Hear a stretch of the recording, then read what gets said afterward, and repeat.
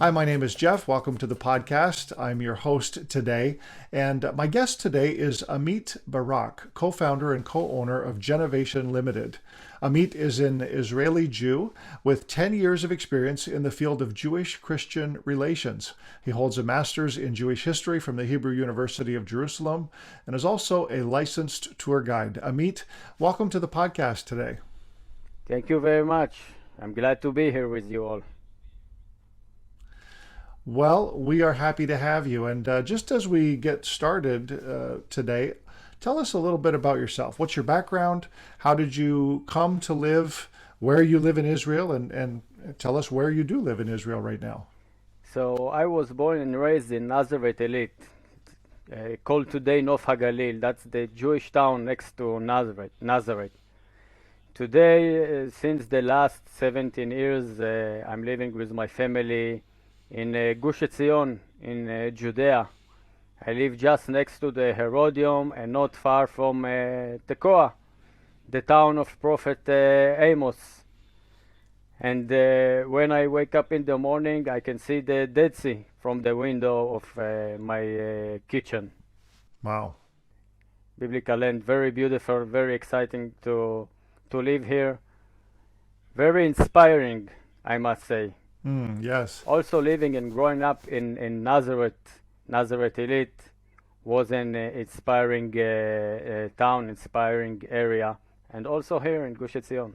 So you're a lifetime resident of Israel and now living in the Judean hills. I think that's amazing. As a matter of fact, thanks for telling me sort of where it is, because I've been to Herodian and that puts it in perspective well for me. Amazing that you can see the Dead Sea out your kitchen window. I don't know what that would be like, getting every morning and looking out on a clear day and seeing that. But you are a resident of Israel and now co-founder of an organization called Jnnovation. Can you talk a little bit about your company and what is the purpose or the mission of what you do? Yeah, so we founded this company, a partner of me and of myself and together with me. We have 15 years of experience in the non-of-profit field. We did many projects together for the society, for the state of Israel. And in the last 10 years, we were both involved in the Israel-Christians relations. I'm coming from the side of working with Israeli Christians, actually, Arabic-speaking Christians. That's how I began my journey in this world. That's how I got to know Christianity, Christian world. I was one of the initiators of a movement in Israel among the Arabic-speaking Israeli Christians to volunteer to the IDF. They are not obligated to serve by law, and to integrate into the Israeli society as Israelis that wants to take part in building the state of Israel and the Israeli society. And that's how I got to know also Christians from abroad. I traveled a lot. I worked with a Greek Orthodox priest from Nazareth, Father Gabriel Nadaf. We traveled a lot around the world, me and him together, speaking on behalf of Israel. That's how I got to know many Christians all around the world. And my partner, he is running a news agency, so he is also working a lot with Christians news outlets. And within about 3 years ago, we were sitting, and my friend told me, "Listen, we gained some knowledge, some relations.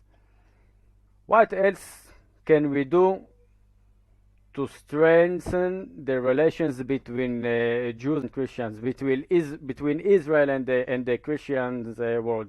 We are doing it on media, on with organizations, tourism. What else can we do?" And then we came with the idea that we both actually grew up on the way of the Patriarchs. The way of the Patriarchs begins in Beersheba and goes up to the north to Nazareth in the Galilee. That's the way that our forefathers walked. Abraham, when he came to Israel, he first arrived to Shechem, and then he went to the south to Beersheba, and then to the north to Hebron and Jerusalem, and so on and so on. So I grew up in Nazareth Elite. That's the edge of the way of the Patriarchs in the north. My partner, he grew up in Psagot, in Benjamin, actually, the land of the tribe of Benjamin. And we came with the idea to develop educational products, games, riddles, that will teach more about the land of Israel, about the land of the Bible, about the state of Israel. So that's the main goal of our company, to provide educational products that will teach mostly the next generation, to connect them more and more to the places, to the land. They hear about it, they read about it, they read about Shiloh, about Bethel, Jerusalem, Bethlehem, Hebron, Beersheba, and we want to teach them that those sites are actually exist today. The way of the Patriarchs is an ancient way, but we are still using it today as a highway. And the first product was a board game called The Way of the Patriarchs. Okay.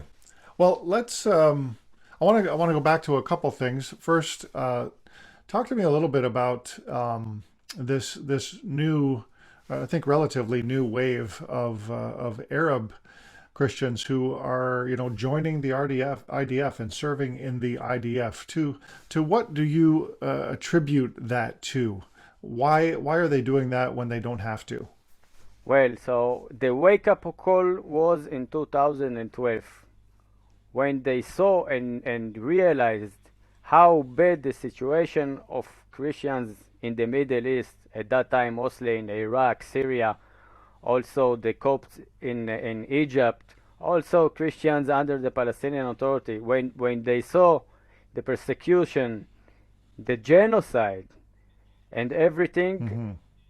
that was the wake-up call for the Christians in Israel. A group of Christians, together with a Greek Orthodox priest, Father Gabriel Nadaf, which I mentioned before, they stood up, and for the first time in the history of the state of Israel and the Christian community in Israel, they called in public to the Christians youth in Israel, the Arabic-speaking Christians, to volunteer to the IDF. They said, we were born here. Israel is also our homeland. The state of Israel is our state. We are living here under democracy, with security, freedom of worship. We take a look to the east, to the south, to the north. We see how bad is the situation with Christians in the Middle East. And we are just sitting here. We cannot continue just to sit. We have to take a stand with the state of Israel, with the majority, with the Jews, the Circassians who are obligated to serve. And we need to give our part. We need to volunteer to the IDF. We need to volunteer to national service, to give our part to defend the state of Israel, to defend ourselves, to defend the Christianity here in Israel. So that was the wake-up call. Okay, thank you. That's very helpful in terms of understanding that, and I think it's great to see this new wave of Arab Christians who are now serving in the IDF, and a real great testimony, I think, or testament to the power of democracy there in the land of Israel. You also talked about, this way of the patriarchs, and I want to just back up a little bit. I want to get to that in a moment, but why do you feel that it's so important for Christians in particular to connect with these ancient ways and with the Jewish roots of their faith? Why is that important? I think it's very important. We came back to the land of Israel thanks to modern Zionism, but modern Zionism based on Judaism. We didn't forget our roots, our connection to the land of Israel. We kept it for 2,000 of years in exile. We kept it, and I think it is extremely important for Christians to understand their roots as well. The roots of Christianity is from here, is from the lands of Israel, is from Judaism. When they read about those sites in the Bible, it should be much more meaningful than just names of places in the Bible. I think it's very important to know who you are, where you came from, what your roots are, and to connect. And this is something that we are very glad, we hope that we can contribute. And again, not only, but mostly to the youth, to the next generation, to connect them more, to make them understand more. And of course, to make everyone understand that we have shared roots, we have common values, and it's all begun here. And many of the stories of the Bible that we read about, they took place along the way of the patriarchs. Yes, exactly. And so thank you for giving that perspective. And I think that if you're a Christian and you're listening or you're watching today, you need to sort of take heed. We believe firmly that, going to Israel, actually experiencing some of these places is like another chapter of the book of the Bible. It's like another book of those collection of books. We, from a New Testament perspective, we talk about it like the fifth gospel. There's no real way to fully understand what the Bible tells us until we are able to see it in context, until we can stand in the places and listen to the stories on the sites and understand the topography, understand the distances between places. All of those elements really do make a major impact when you go and experience it in person and then come back and read your Bible. I guarantee you'll never read it the same. So thank you, Amit, for sharing that perspective. You mentioned the way of the patriarchs, this ancient pathway or roadway. We can kind of visualize it, even if I think about just being there recently, from Hebron to Beersheba and then back up. Tell us, what is it today? It's an actual highway today, and why is it so significant? We believe that it's significant, but just explain why. It's actually an ancient way that connects many of the biblical sites, and some of them also sites from other periods. It starts in Beersheba. It goes to the north. It goes on the back of the mountains of Judea, mountains of Samaria. It then go to Dothan Valley, to Jezreel Valley, to Megiddo, and then climb to the Galilee, to Nazareth. We read about the sites in the Old Testament. We read about the sites along the way of the patriarchs in the new settlements. Abraham, Isaac, Jacob, the prophets, kings, the Maccabees, Jesus, they all walked on the way of the patriarchs, and we are still using it today. It's Today it's a modern road called Road 60, still running from Beersheba to Nazareth, and the sites are along the way. You can visit the biblical site of Beersheba. You can visit Hebron, of course, the cave of the Patriarchs. You can visit the place where the fifth battle of the Maccabees took place. It's in Gush Etzion today, in the region of Gush Etzion. You can, of course, visit Bethlehem. You can visit Bethlehem and Jerusalem, Bethel, Shiloh, which is a great site today. You can climb to Mount Gerizim and to Mount Ebal. You can see Joshua's altar. You can visit Megiddo, Nazareth. Those places, when you visit Israel, you can take a walk. You can walk with the Bible, and for me, it's very exciting. I grew up on the way of the Patriarchs. I grew up in Nazareth, and for a few years I lived in a small Jewish community called the Sde Boaz field. It's also on the way of the Patriarchs. Yeah. I'm lucky. I think I'm lucky, and I hope that I can help people to learn more about the sites, what happened, and that I can influence them to visit Israel, to visit the land, and come to those places to visit. Those places are waiting for you to visit them. Indeed, they are. And we will just take a little quick second here to promote our next tour. We actually are planning a tour for March 2023. The dates and all the information for the tour are up on our website, firstcenturyfoundations.com. You can just click on tours there, and you'll see our itinerary.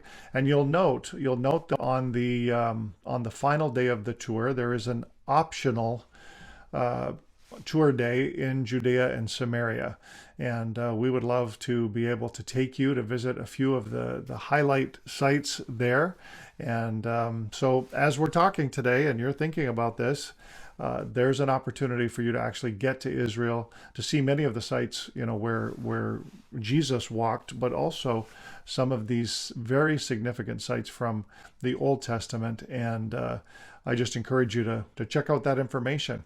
Amit, we are, talking a little bit here about Judea and Samaria. So let's maybe ask the loaded question. Sometimes some would call this area today occupied territories. How do you feel about that term? Is it correct? Of course, it's not correct, because when Abraham arrived to the land, he first arrived to Shechem. That's the first place we read in Genesis after he entered the land of Canaan. And of course, the people of Israel, the children of Israel, when they came back from Egypt, they first entered Samaria, the area of Samaria today. Our roots are here. They are in Tel Aviv. They are much later in the coastline of Israel. But our roots, our history, it's deeply here in Judea and Samaria. So those places are not occupied, and some people call it the West Bank. The West Bank became a political term parallel to occupied territories, but this is the land of the Bible. This is the heartland of the Bible, Judea and Samaria. And every time when archaeologicals digging the sites here, they find amazing things here that connect us to our roots, to our history. Yeah. That's a great answer. And the biblical heartland is a term that I like to use. This is an area that nobody can argue the fact that this is where much of the Bible happened. And so we just like to, I guess, help clear that up for people a little bit. We don't like to get involved in the political discussion much, but I think that it is key for people to understand that these very biblical places are at the heart of what Israel really is all about. You know, when the Bible talks about the children of Israel, it talks about them literally traveling and settling these areas. And so appreciate that answer. Now, you referenced earlier a board game that you put together, and you have as your mission to help educate younger people in particular. Tell us a little bit about the board game. What's it called? How does it work? And give us some insight there. So the game called The Way of the Patriarchs. That's our first product, and we have four main goals for the game. First, to teach about the way of the patriarchs, to teach geographically, to show the road with the sites, and the second is it's based on the verse depart from evil and do good. It's not Okay. about who will finish first and get to Nazareth first, and it's not about collecting money when you play with the dice and the cards. You need to go on the board. You have different tasks. You need to help old men to give water and different kinds of tasks that teach about doing good. And you need to collect good Samaritan cards, not money. You need to collect Ah, good Samaritan cards. You have those kind of tasks, and you need to avoid also bad cards. But we don't have bad tasks on the board. We leave that for the parents to teach the children that in life you need to do good, but you also need to learn how to avoid doing bad. right. Another thing of the game is a family time. You know, I have children. I see how much time they spend in front of the screens. Hmm. And our idea, people asked us, why didn't you do an app application or an online game? We told them we want to make something classic that the family will sit together. In Christianity, same as in Judaism, family is very important. So in our vision, the family will sit together around the table and will play the game. And the fourth thing is to make people desire to visit the way of the patriarchs when they are coming to Israel, and to make them to come to Israel. Those are the ideas of this game, and now we are already developing more products. We have an expansion already for that game. Few more cards of a judge, of a prophet, of a king, of a priest. That makes the game more strategic, and thus more interesting for young adults, Oh, because very the good. the yeah, that's the idea. And with this game and with the other products, again, we hope people can have fun, but they can also learn. When you play the way of the patriarchs, you also need to open the Bible to read. You have riddles, and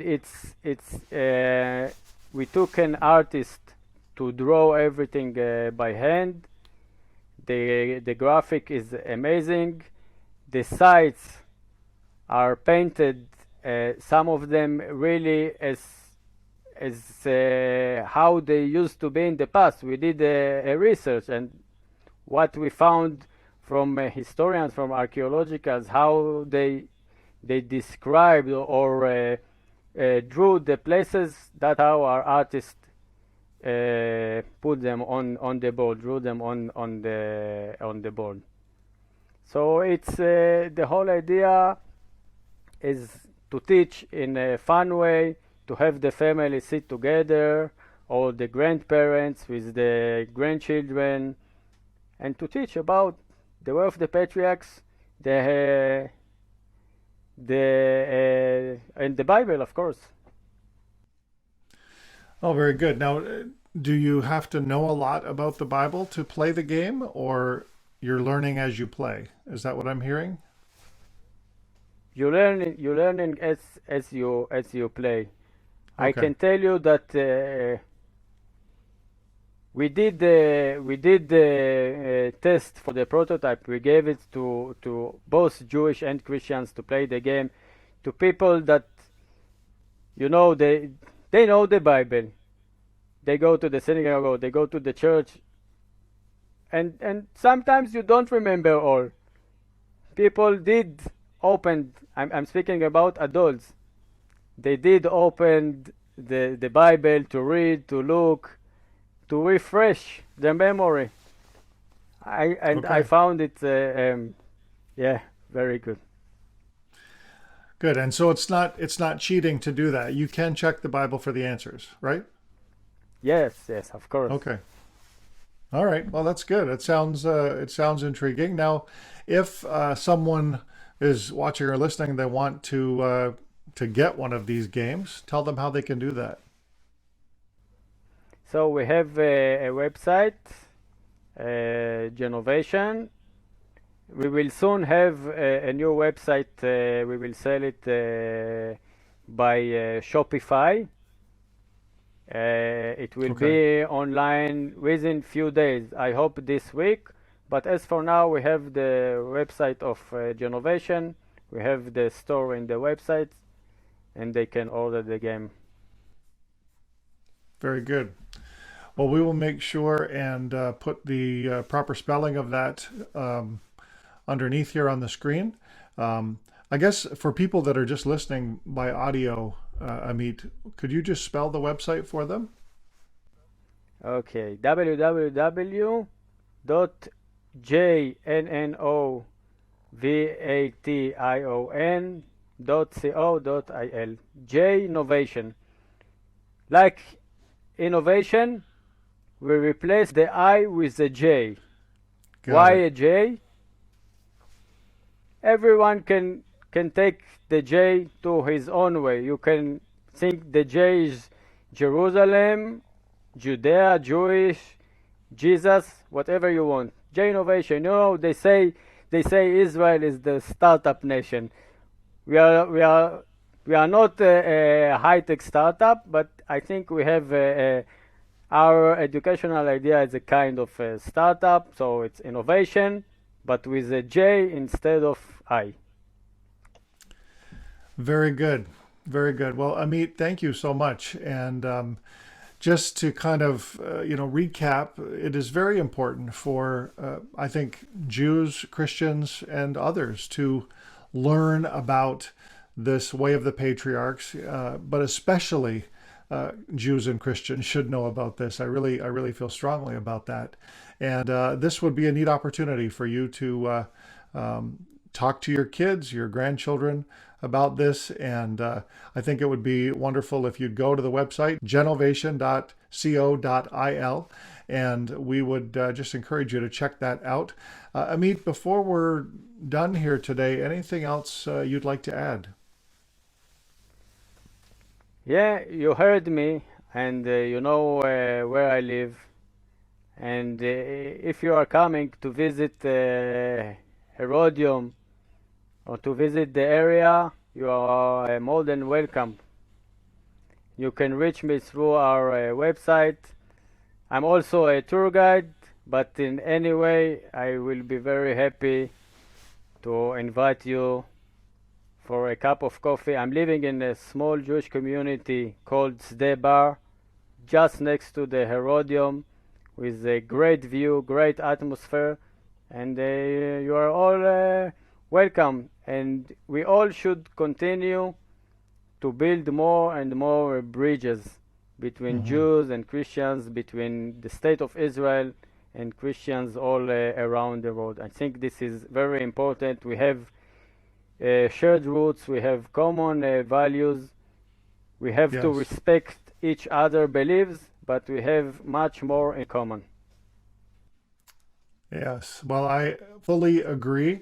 And hey, thank you for that generous invitation. This last trip, we actually just got back from Israel yesterday, as you know, but we made it into Samaria and had some beautiful views of Mount Gerizim and Mount Ebal from one of the Jewish communities there, but didn't get over to Herodian. So the next time I'm there, I'll definitely try to remember to look you up. And we do appreciate you taking the time to be with us on the show today. Thank you so much. Thank you very much for the invitation, for the stage. Thank you very much. God bless you all. Thanks for watching. You can listen to this entire podcast on your favorite audio podcast platform. Find the link below. And while you're at it, don't forget to click subscribe and follow us on Facebook so you can stay connected to First Century Foundations.